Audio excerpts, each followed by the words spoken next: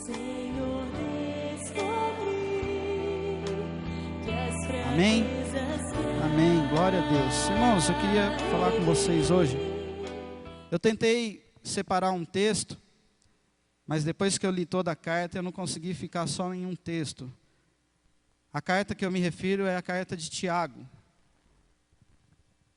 Como é impactante essa carta, porque a gente começa a fazer um paralelo entre Paulo, por exemplo, que é um dos maiores ali, evangelistas, apóstolos, escreveu muitas cartas. A gente começa a fazer um paralelo entre ele e Tiago.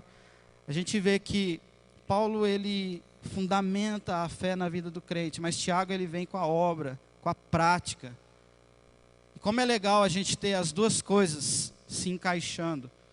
Ou seja, não é só de palavras, mas é de atitudes que as coisas acontecem. É aquilo que eu falo de vez em quando, que a pior burrice, não sei se eu posso falar isso, mas às vezes a gente quer obter resultado diferente fazendo a mesma coisa. A gente tem que mudar, a gente tem que agir. E Tiago, ele fala muito sobre isso. E a gente viu aqui nas outras ministrações, né, essa é a última palavra sobre decisão. Mês que vem a gente vai falar sobre outro tema. Mas a gente falou aqui sobre decisões radicais, a gente falou sobre romper com as impossibilidades. A gente falou sobre decisões que mudam a nossa vida, né, que mudam a história. E hoje o tema que eu coloquei para essa palavra é decisões que mudarão a minha vida. Algo eu e você precisamos fazer urgentemente. E é para ontem isso. É decidirmos por mudarmos algumas atitudes, para que a gente de fato mude a nossa vida. Às vezes a gente vê pessoas que ficam ramelando ali no mesmo problema, ano após ano. Talvez porque ainda não entenderam a necessidade de tomar uma decisão que mude a sua vida. E Tiago, ele fala muito sobre isso. Se você começar a ler lá, desde o primeiro versículo, está escrito: Tiago, servo de Deus e do Senhor Jesus, as 12 tribos que se encontram, a diáspora, saudações. Na verdade, ele está dizendo para todas as igrejas. Essa carta, ela é endereçada a todas as igrejas. É como se eu pegasse essa carta e eu lesse ela e eu entendesse, essa carta também é para mim. E aí ele fala algo muito interessante aqui. Meus irmãos, tenho por motivo de grande alegria o fato de passarem por várias, o quê? Provações. Você está acompanhando aí, Tiago, capítulo 1. Sabendo que a provação da fé que vocês têm produz perseverança. Agora entra a parte prática de Tiago. Porque se você ler Romanos 5, Paulo está falando que a tribulação produz perseverança, a perseverança, experiência, a experiência, esperança. Ele está fundamentando a fé do crente nessa esperança. Mas Tiago, ele fala aqui no capítulo 4. Ora, a perseverança deve ter ação completa, para que vocês sejam perfeitos e íntegros, sem que lhes falte nada. E talvez o primeiro ponto que eu queria, a primeira decisão que eu queria levar você a entender nessa manhã junto comigo, é justamente a decisão, é decidir por buscar sabedoria. Decida buscar a sabedoria do alto. Para a gente passar as provações e para a gente vencer as guerras que a gente tem diariamente, a gente precisa buscar a sabedoria do alto. Por isso que no versículo 5 ele começa a falar aqui: se porém algum de vocês necessita de sabedoria, peça quem? Peça quem? Peça quem? A Deus, que a todos dá com generosidade, sem reprovações. E ela lhe será concedida. Peça, porém, com fé, em nada o quê? Duvidando. Pois o que duvida é semelhante à onda do mar, impelida e agitada pelo vento. Que uma pessoa dessas não pense que alcançará do Senhor alguma coisa, sendo indecisa e inconstante em todos os seus caminhos. Queria fazer uma pergunta para você nessa manhã. Você já se perguntou se você tem sido constante na fé? Ou se você tem sido muitas vezes inconstante? Uma hora está bem, outra hora está ruim. Uma hora está animado, outra hora está desanimado. Uma hora quer fazer, outra hora quer parar. Eu acho que se a gente se encontra numa situação como essa, a gente está precisando de sabedoria para poder lidar com as guerras que a gente tem enfrentado. Sabedoria não é aquele conhecimento que fala, bom, agora eu sei de tudo, posso tudo. Sabedoria aqui eu entendo que é a direção do Espírito Santo para as nossas vidas. É Ele quem nos ajuda a decidir. É Ele quem nos ajuda a tomar as decisões corretas. E se eu e você não buscar a presença do Espírito Santo em nossas vidas, não vai adiantar você querer ter sabedoria. Você pode ter inteligência. Você pode ter conhecimento. Mas a sabedoria, ela ultrapassa o nível da inteligência e do conhecimento, porque é algo de Deus. É algo que vem do céu, é algo que vem do alto para a minha vida, para a sua vida. São decisões que a gente toma não baseado nas nossas vontades, mas baseados naquilo que Deus quer fazer nas nossas vidas. Baseados em uma vida de obediência, de santidade, de entrega a Deus. Talvez o que o mundo esteja clamando hoje é por uma igreja que não apenas tenha um bom discurso, mas por uma igreja que tenha excelentes atitudes. E por que às vezes isso não acontece? Porque a gente às vezes está buscando conhecimento, mas não está buscando sabedoria do alto. Se você ler lá em Deuteronômio 4:6, você pode até anotar. Portanto, guardam e cumpram essas leis, porque isto será a sabedoria e o entendimento de vocês aos olhos dos povos, que, ouvindo todos esses estatutos, dirão, de fato, este grande povo é gente sábia e inteligente. A sabedoria de Deus em nós faz isso refletir na vida de outras pessoas. Eu confesso para vocês que todos os dias eu tenho pedido para Deus isso. E que ainda eu preciso de muita ajuda de Deus, porque às vezes a resposta que eu deveria dar não é a que eu quero dar, e às vezes o que eu não quero falar, acabo falando.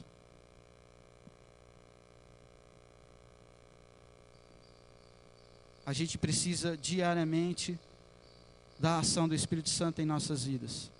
E se você ler a história de alguém que pediu isso, está lá em 2 Crônicas, disse Deus a Salomão, visto que foi este o desejo do seu coração, e você não pediu riquezas, bens ou honras, nem a morte dos seus inimigos, nem tampouco pediu longevidade, mas sabedoria e conhecimento para governar o meu povo, sobre o qual o constituí rei, sabedoria e conhecimento lhe serão dados. E lhe darei também riquezas, bens e honras, como nenhum rei antes de você teve, nem nenhum rei depois de você terá. A sabedoria nos marca. A sabedoria nos impacta. Eu não sei o que você está pedindo nas suas orações. Eu não sei o que você vem de terça pedir para Deus. Eu não sei o que você veio aqui de segunda a quinta-feira pedir ao Senhor. Mas eu acredito que se você pedir por sabedoria, grandes coisas vão começar a acontecer na sua vida. Porque as decisões que você vai tomar não são baseadas naquilo que você quer, mas são baseadas naquilo que Deus quer para a sua vida. Amém? É isso que vai nos mudar.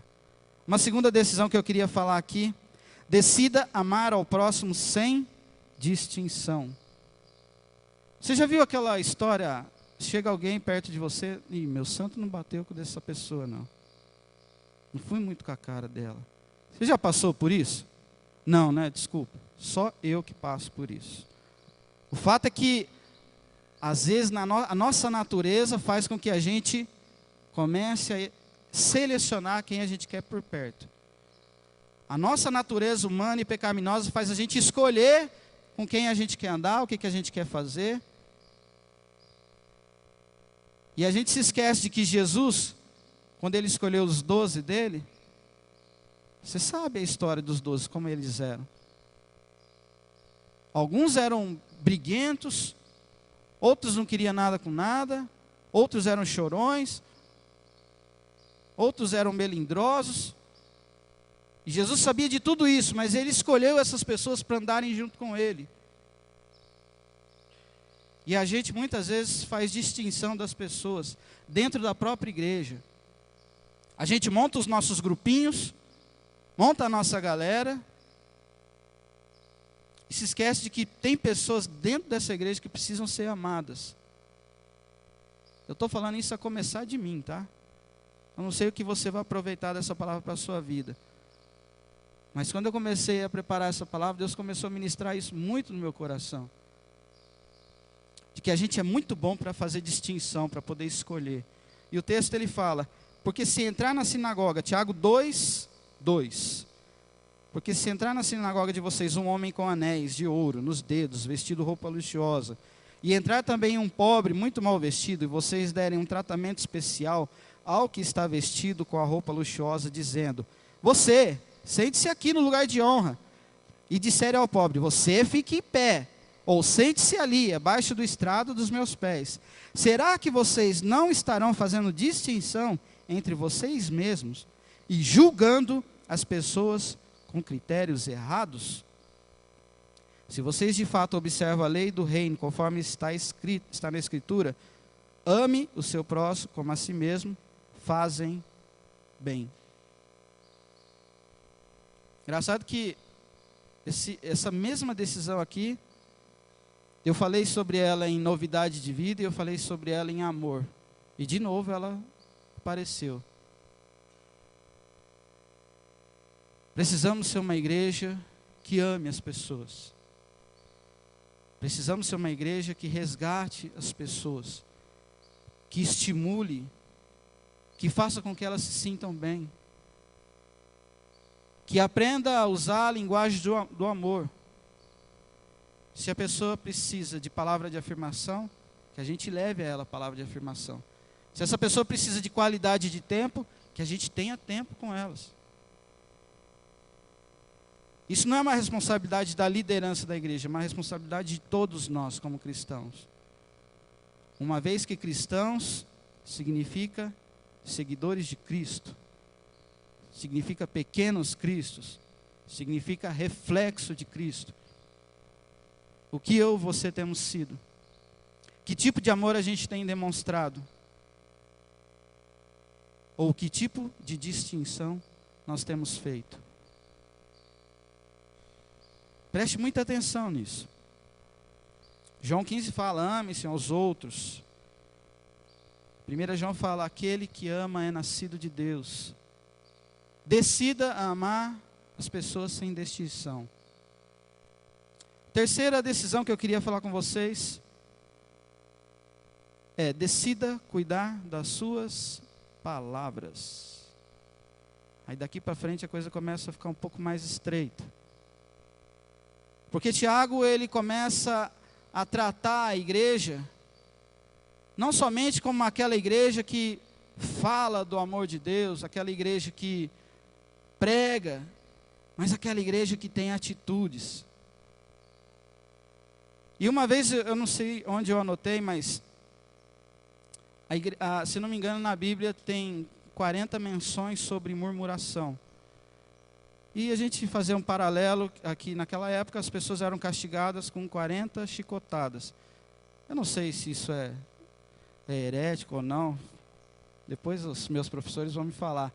Mas eu entendo que cada murmuração é um castigo, é uma afronta a Deus.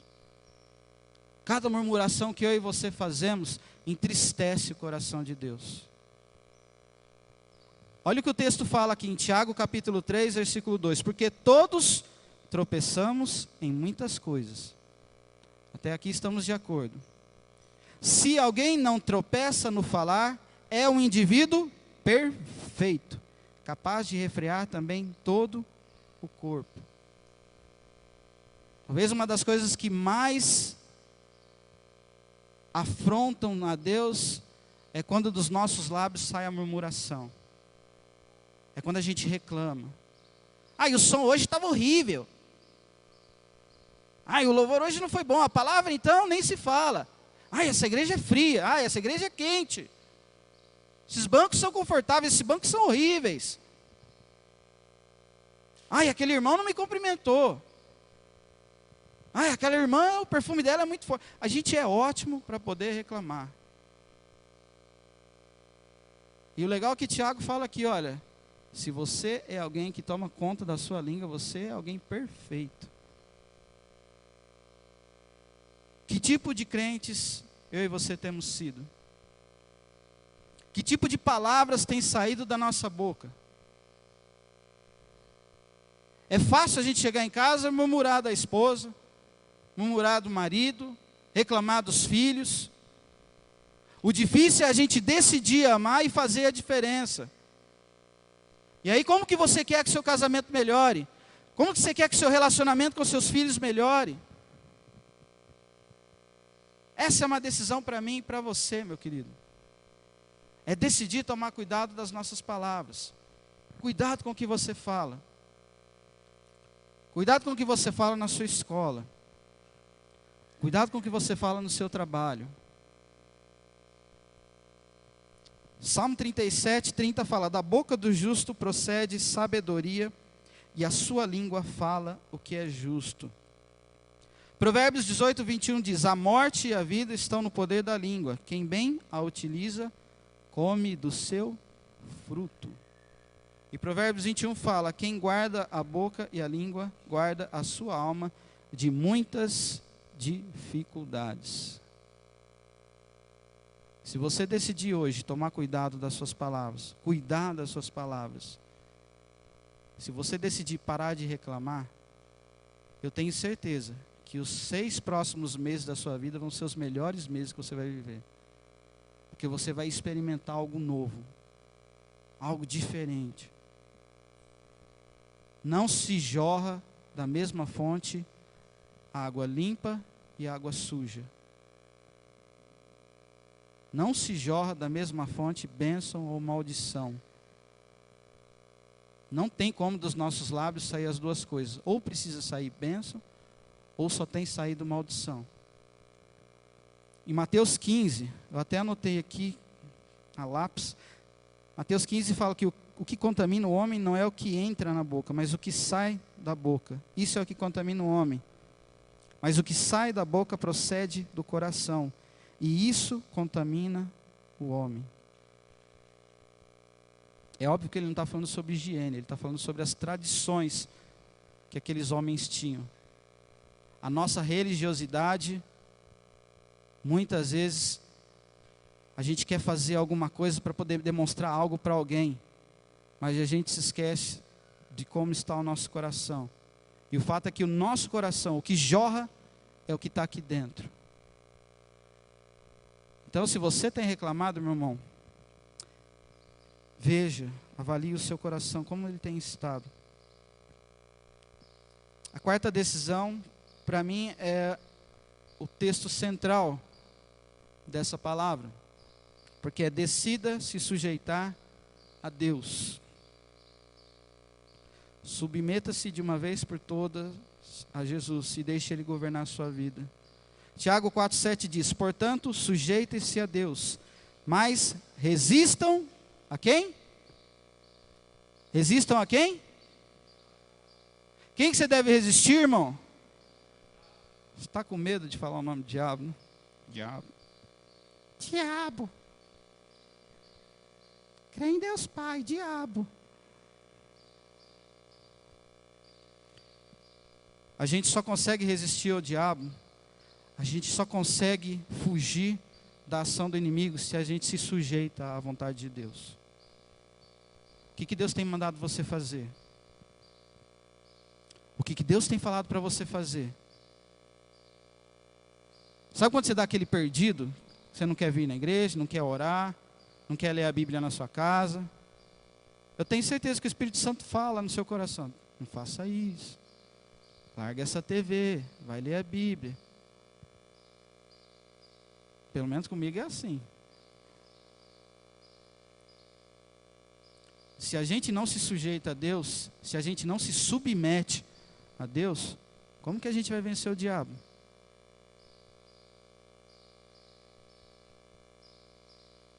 Uma coisa que eu sempre falo também: às vezes a gente brinca de ser crente, Mas o diabo, ele não brinca de ser diabo.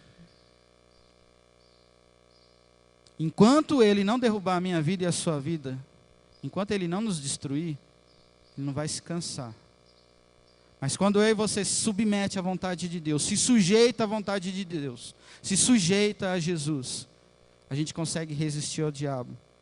E ele foge da gente. E o versículo 8 fala: cheguem perto de Deus. Engraçado que do versículo 7 ao versículo 10, existe um monte de verbo, até anotei aqui. Fala sobre sujeição, sujeitar, resistir, fugir, afligir, lamentar, chorar, humilhar. Também fala sobre chegar, limpar e purificar.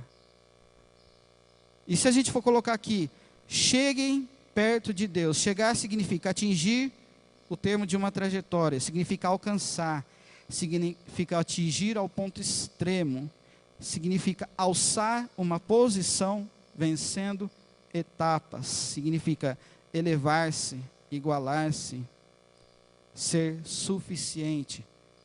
Quando o texto fala chegue perto de Deus, ele está falando se iguale, vai até o limite, vai até onde você puder ir, vai mais do que isso. Que experiências a gente quer ter com Deus se a gente não quer ficar perto de Deus? Que experiências a gente quer ter com Deus se a gente não se achega a Deus?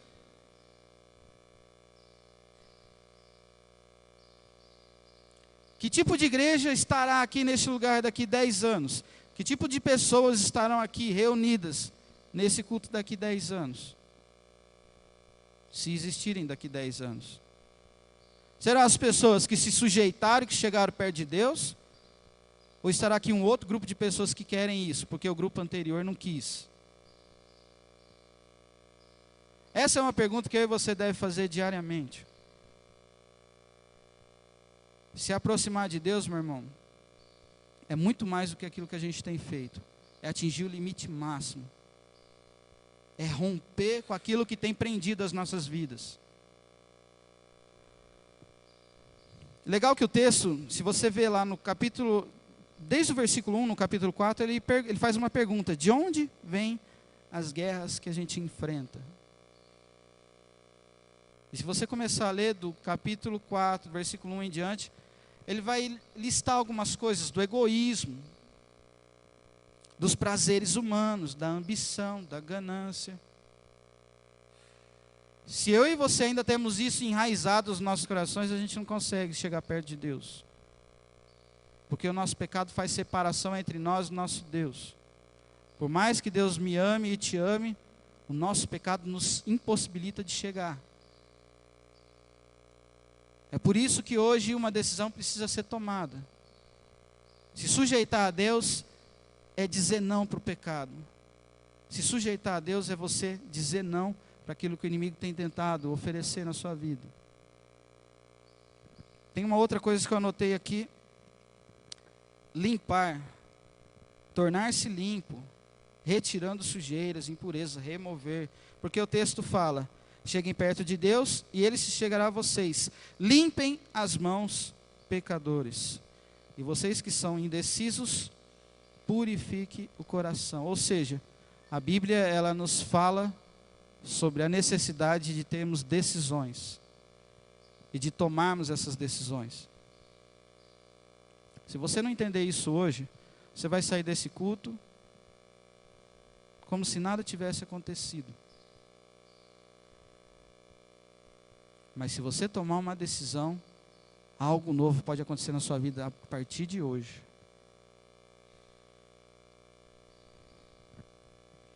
Purificar é um verbo também, livrar-se de impurezas. Tem até uma outra palavra aqui, livrar-se de manchas morais. O dicionário fala isso, legal. O que eu e você temos vivido? Quem nós somos quando ninguém está vendo a gente? Quem nós somos quando a gente está sozinho? Essa é a pergunta que eu e você deve fazer todo dia. E essa é a reflexão que eu e você deve fazer também todos os dias. A Bíblia fala lá em Coríntios que a gente deve examinar-nos a nós mesmos. Examine-se, pois, a si mesmo.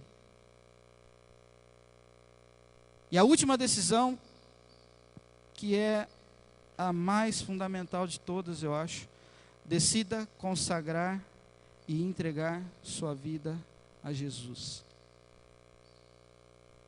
Tiago 5,16 fala: portanto, confessem os seus pecados uns aos outros e orem uns pelos outros, para que vocês sejam curados. Muito pode, por sua eficácia, a súplica do justo. Elias era homem semelhante a nós, sujeito aos mesmos sentimentos, e orou com fervor, para que não chovesse sobre a terra. E por 3 anos e 6 meses não choveu. Depois orou de novo, e então o céu deu chuva e a terra produziu os seus frutos. Consagrar e entregar-nos a Jesus é começar através de um clamor, de uma oração. Conta uma história que de Tiago, ele tinha os joelhos dele bem calejados, de tanto que Tiago orava. Se você precisa se consagrar, você precisa tomar uma atitude de começar a orar mais vezes, por mais tempo, mais assiduamente. Se você não tem tido uma vida de oração, sem vida de oração é sem estrutura. Uma pessoa que não ora não tem estrutura espiritual, não tem estrutura emocional. E aí, como a gente quer ver os milagres acontecendo, se a gente nem fala com Deus? Orar é falar com Deus, é dialogar com Deus, é conversar com Deus. Quantos aqui são pais aqui? Você não deseja que seu filho converse com você? Não é gostoso quando seu filho conversa, bate um papo com você? Hoje é um dia feliz para mim, porque meu pai e o meu filho estão fazendo aniversário. E ontem a gente falei com o Bruno até acho que 1h da manhã, foi isso mais ou menos? Eu estava muito cansado. E eu, fala aí, Bruno, e aí, não sei o quê. E a gente ficou mais de 1 hora conversando. Como é gostoso quando a gente conversa com quem a gente ama.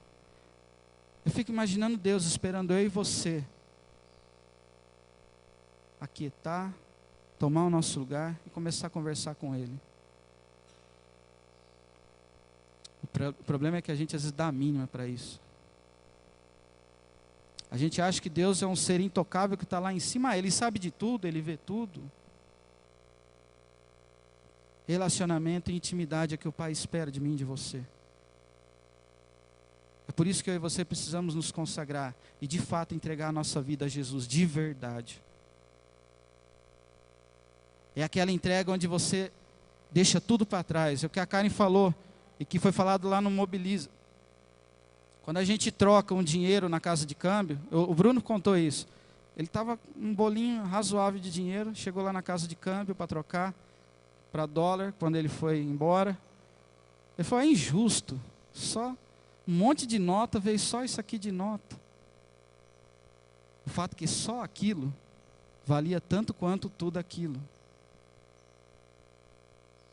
Às vezes a gente pensa que, eu entreguei minha vida para Jesus, mas eu tinha tanta coisa para fazer, eu não posso entregar tudo, eu tenho que ainda cumprir com os meus sonhos, com os meus objetivos, eu tenho muita coisa a perder ainda. Meu querido, se você não decidir perder tudo por amor a Deus, você não vai ganhar o tudo de Deus.